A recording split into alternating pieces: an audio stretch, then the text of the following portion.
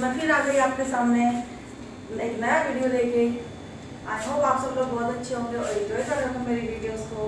तो आज आए हैं पार्लर में वैक्स पार्लर में आए हैं सामान। अभी हम कोरोना की वजह से थोड़ा थोड़ा ही स्टॉक मंगा रहे हैं, ज़्यादा नहीं मंगा रहे।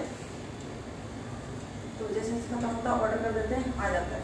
तो आज देखते हैं पार्लर में आज कौन आए हैं, कौन अपना काम कराना है। हर किसी को हम कैमरे के आगे नहीं ला सकते, तो हम अपने क्लाइंट की परमिशन लेके ही उनका वीडियो शूट करते हैं जो आपको दिखाया जाता है। तो देखिए और एंजॉय कीजिए कि आज पार्लर में कौन आया है।